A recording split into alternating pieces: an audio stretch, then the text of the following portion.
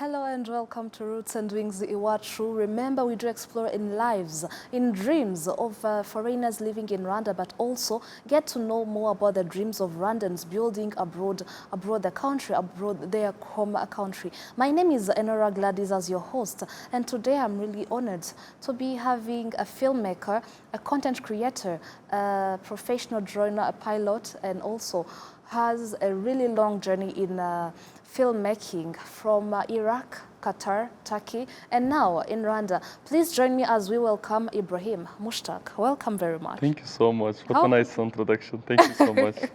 Thank you so much. How have you been? I'm very good. I'm very totally fine. glad to be having you in Roots and Wings Iwacu today. It's my pleasure, actually. Interesting. Thank you so much. Sure. To start with, I would like you to give us an overview. Who is Ibraheem Mushtaq, if someone can ask you that?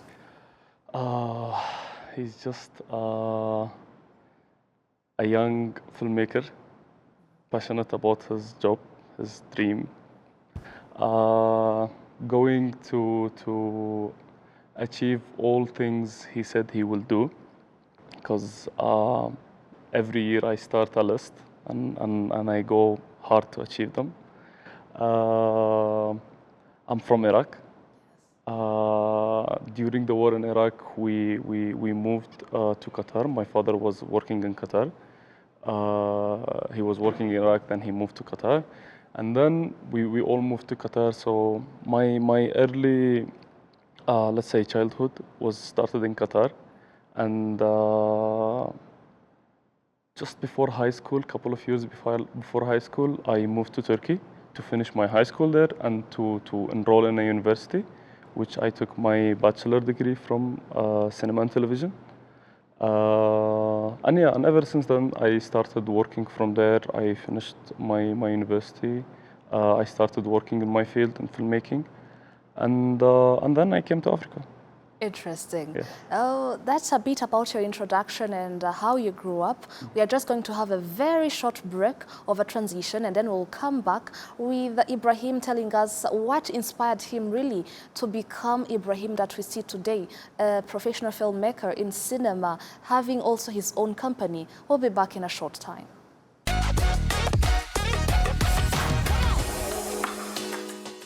Welcome back again. This is Roots and Wings Iwacu. My name is Enora Gladys, as I said. I would like to go back again to Ibraheem Mushtaq. He's a filmmaker.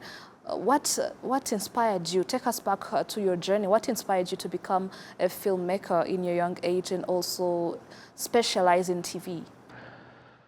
To be honest, the inspiration came from my father. He's a filmmaker himself. And he was a journalist in Al Jazeera. He started by being a cameraman, then a journalist and a filmmaker. He inspired me because whenever I used to, I remember I was young, and I always see him traveling around the world, coming back and going, and him holding the camera, documenting things that maybe it could be if it's in a war zones, he can be in the front line, or he could be in football matches, or he can be in different occasions at the same time, yes, and different experience. Yeah. So I wanted to have this experience. I wanted to roam around the world. I wanted to travel. I don't want to be just sitting in one country and live and die there. So the inspiration came from him. Yeah. Yeah. Interesting. And from Iraq, from being born in Iraq, you moved to Qatar and then to Turkey and now in Rwanda. How did that shape you professionally? I would say my early beginnings in the field of media, let's say. It was just taking a couple of small photography, as my father brought me a camera as a gift. So it was just in Qatar. I started taking a couple of photography, and then when I moved to Istanbul, Istanbul, it's diversity. Like it has a diversity. It's a country of a diversity. Like you have mountains, you have lakes, you have sea, you have a lot of diversity. So you can film a lot of things around, and especially in Istanbul, you have during my era of university. They gave us a lot of tasks to do regarding cinema and filmmaking. So this is how it shaped my life professionally. The countries. I started from Qatar, in the media as just a basic photographer, and then when I went to Turkey, it started to be more in a video and directing, and then I came here I opened my company, and I started. Yes. Yeah. Help me dive into a bit of your entrepreneurial activities. What can you tell us about your company and what does it do? So basically, my company here in Rwanda, it's premium cut production. It's just a production house. I do like for example commercials. We do commercials activities. We do documentaries. We do news coverage. Like for example, any channel from around the world, they want to send their team here, but they don't want to send their equipment or their directors. We can provide everything in-house. So we can be the directors, we can bring the equipment, we can film and execute and give you, like for example, the channel would have to send me only the reporter, nothing else. I will bring the reporter, and then we finish all the package for you, and we send it to you as edited as well if you want. Sure. Yeah. Interesting. Speaking of your production house, it was really possible that you could try and teach Rwandans and even other people filmmaking, but also for them paying, of course, because you'll be helping them to gain some knowledge. Why did you choose to teach them for free? Okay, so that's a good question. Like in the beginning, I noticed that there is a lot of young people who's interested in cinema, like a lot of them, and most of them they didn't find the opportunity because like if they want to enroll in cinema school, they need to pay the fees, and the fees were a bit high. So I was like, I'm going to a set to film, okay? And I'll be having me and my cameraman and everyone. Why not adding one person with me to teach? I will have the time to teach. If I have the time, I'll teach. So it started then, like taking every client, I take at least one guy with me or a girl. And then I approached Ministry of Youth and Arts to pitch the idea that we can make workshops, yeah. And they were very interested. They called me like after my interview with Igihe. They called me directly after like maybe a couple of days. Yes. And then we set a meeting with their PS, and it was a very nice meeting. And yeah, well, I'm looking forward for it. But teaching young people in this, because this is how we learn. This is how I got my information. We got it from someone. We need to pass it to the other. So yeah. Yeah, and at what point did you expand to work in Rwanda to bring your activities, your filmmaking activities in Rwanda? Sorry, I can get. At what point did you decide to expand your work in Rwanda? It's whenever I came to Rwanda, I found a good opportunity of my field here, because you have the nature, you have the resources, you have like everything, and a lot of people didn't know the place, at least from my side. So it started all in the beginning to show my friends and my people what is Rwanda, and then slowly I took it to an upper scale to open a production house that actually you can make commercials out of it, you can make documentaries, and you can make news out of it. So it started all in the beginning just to show at least my friends and my family what is Rwanda, and now it becoming into a business. I understand. Now, let me just get to know your experience in Rwanda. In the first place, why did you choose Rwanda? To begin with, it's my father who chose Rwanda. Yes. He came he's the correspondent of Al Jazeera in Africa. So he came to Rwanda, I think 1 or 2 months before me. And I was in Istanbul. He was trying to encourage me to come. I booked the ticket. I visited for the first time. I was amazed, and I really loved the place. I still remember the moments when I landed. It felt safe. It felt something unique. And ever since then, now I think it has been 2 years.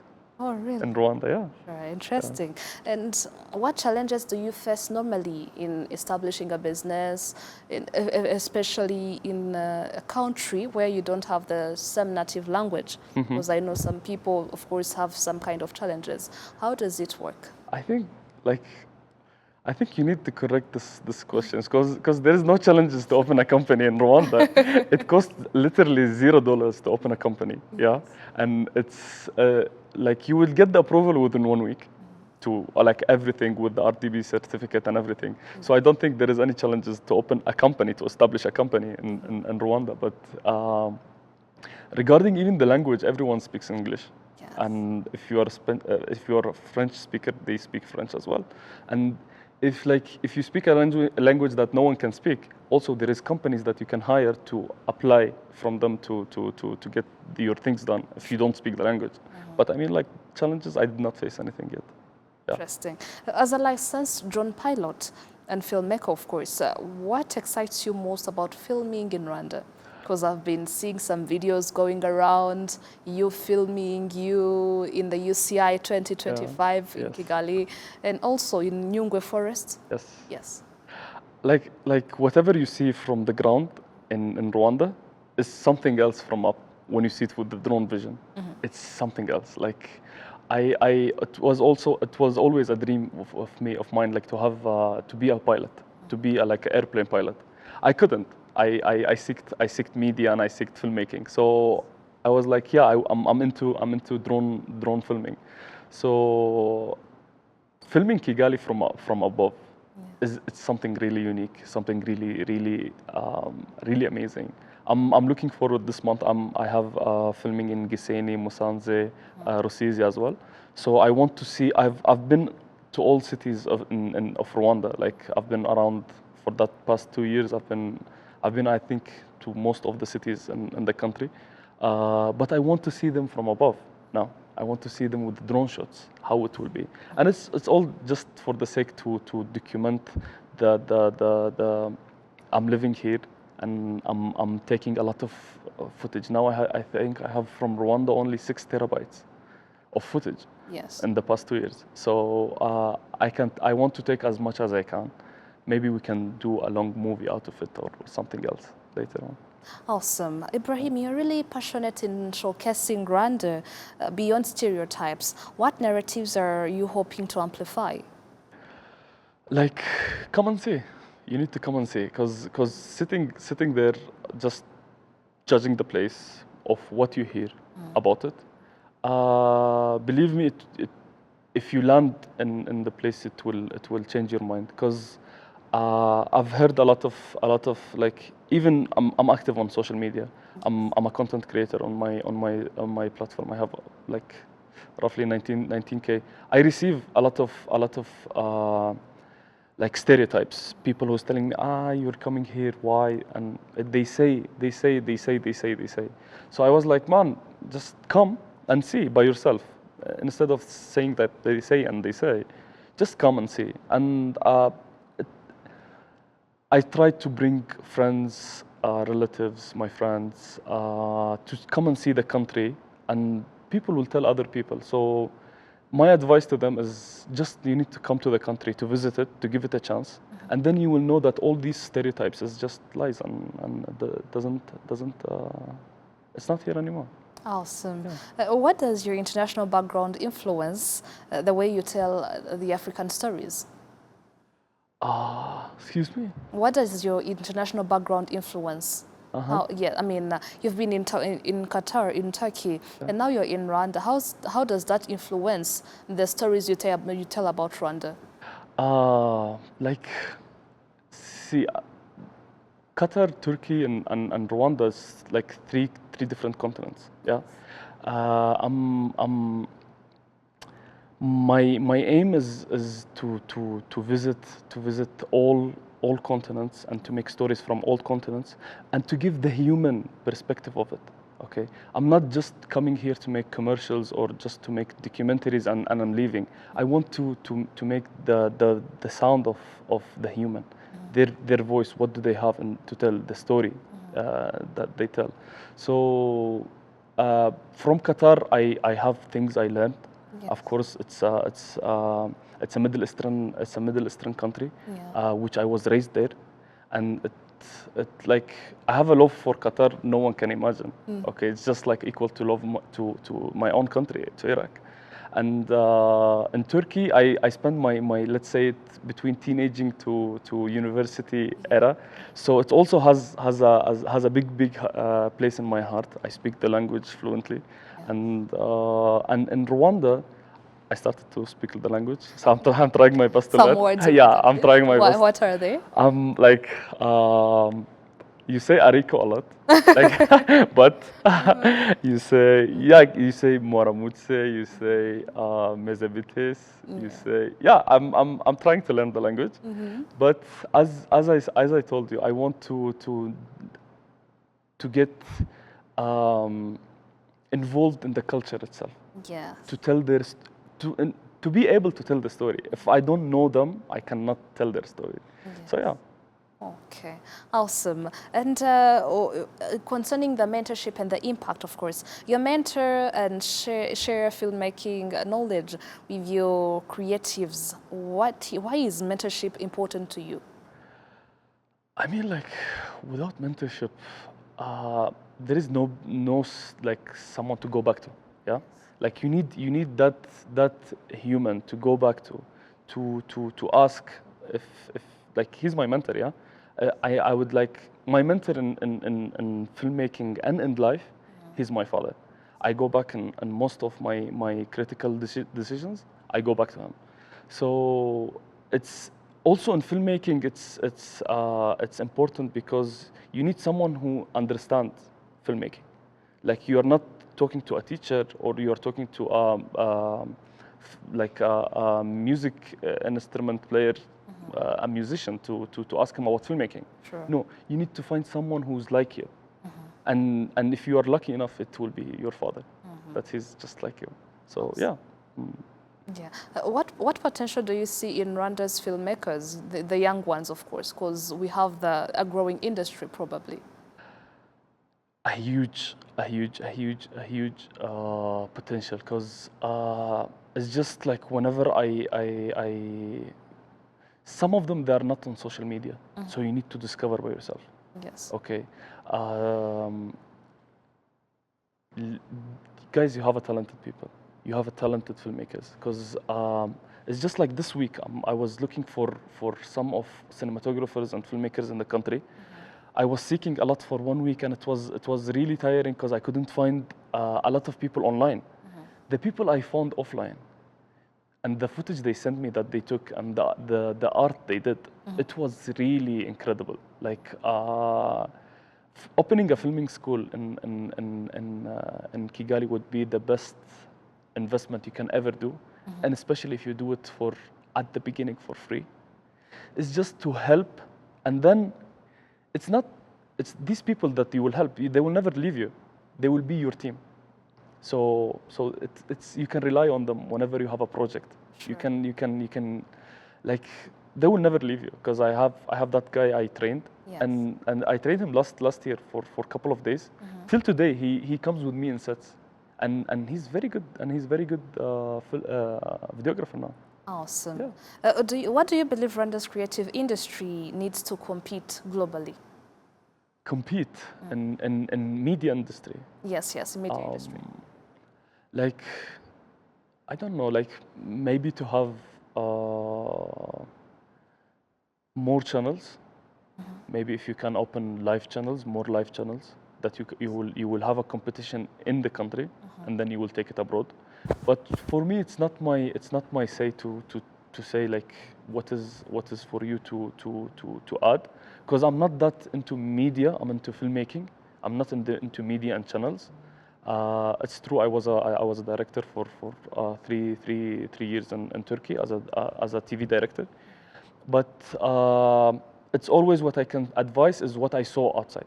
So what I saw outside, like each country has 4 or 5 TV channels, and they compete internally, and then they can take it to international level, and yeah, and always this competition is nice, because it's at the end of the day, it's you competing each other. And You've been traveling in Rwanda all around the country, eastern, northern, western part, everywhere. everywhere. What's your favorite location to film in Rwanda? Kibuye, Oh, without even like thinking twice. why Kiwi? I love that place. I wish they have the airport, so I can land there and go back and go out from there, because I love Kibuye. If I can spend the whole life there, I would do that, Awesome. because it has the diversity of hills and lake, and it's just very peaceful place. I Yes. like whenever I go there, whenever life gets hard on me, you will find me there. What does Rwanda does better than people can expect? What does Rwanda? What's the one thing that Rwanda does better than people can expect? Actually, like Rwanda kept on amazing us during UCI. Yes. During actually this the Formula One coming up soon. Yes. Like, who would ever think about a Formula One will be in Africa or be in Rwanda? Formula One, UCI, BAL. I think BAL is going crazy. The past three years, Yes. it's going crazy. Rally, how many rally we did last year? I think we did 2 or 3 rallies. 2 or 3 years. Yeah, I mean, even rally, people coming from international to compete. Rwanda is a small country, but if you see the things that it's doing, it's way too big. So I think and I always believe, like, Rwanda in 5 years, it will be in somewhere. That's what they call it now. They call it a Singapore of Africa. I wonder if after 5 years what they will call it. So yeah. Actually, speaking of these events that are currently coming to Rwanda, the UCI, the Formula One, and all the others, as someone who participated in the UCI 2025, what can you give?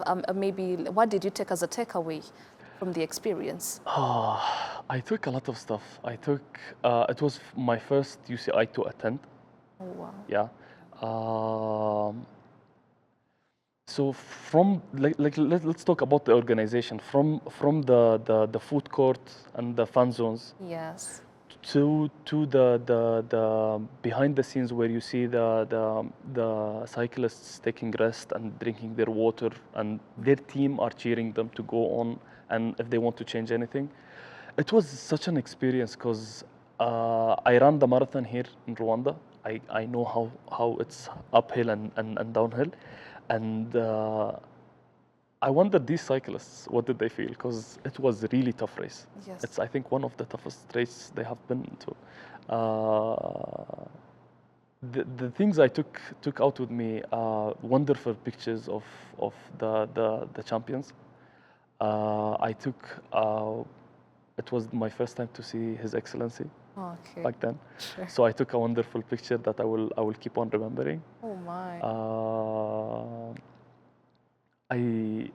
It's just the whole event was really nice, because I used to go film for a bit and then go to fan zones and stay with my friends. So it was a nice mix. Yes. Ibraheem, having traveled from Iraq, Qatar, Turkey, and now in Rwanda, where can you describe home today? Home. I can't tell you, like, can I say 4 of them? Oh, Because, like, if I can divide my heart into 4, yes. each one of them will get a big piece of it. For sure. In Rwanda, my mom, my grandma, my father, and my brother, we live here. Yes. In Turkey, we also live, like, we live between, and each country of these countries, I have a very nice memories, and friends still there, relatives still there.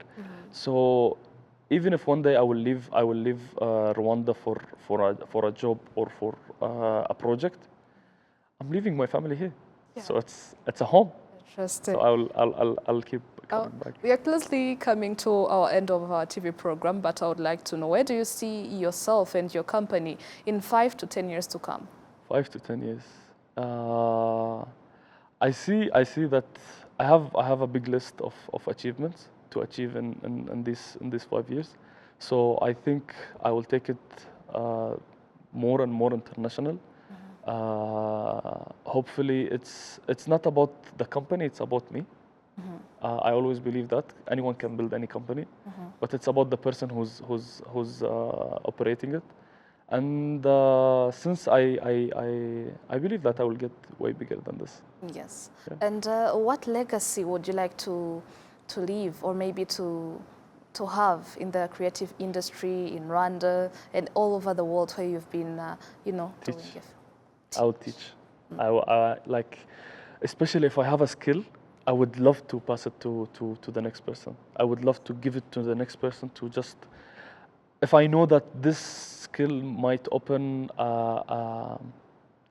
can bring him a $1, Yes. I will teach him. I Awesome. will teach him that. Because this is how we learned. Back in the university, back in old days, we someone taught us something, and it's time to pass it to the next generation. Awesome. Well, Ibrahim, describe Rwanda in one word. Rwanda in one word. Uh, Peace. Peace. A second one as a Uh, bonus. Calm. And the third one, Yes. safe. And the fourth one is quiet. It's no rushing. There is no rushing in this country. Okay. Thank you so much, Ibrahim, for Thank you, my coming pleasure. today. Thank We do hope to see you with flying colors in, of course, in Rwanda and also in your career. Thank Thank you so much. much. We Thank do you. believe in you, and we do Thank you. believe in the contribution that we'll be having. Thank you so much. Yes. Thank you so much to all our viewers. My name is Enora Gladys. This is Roots and Wings. Remember, we do explore in lives of Rwandans living abroad, but also with the foreigners currently living in Rwanda. My name is Enora Gladys. Thank you so much. Until next time.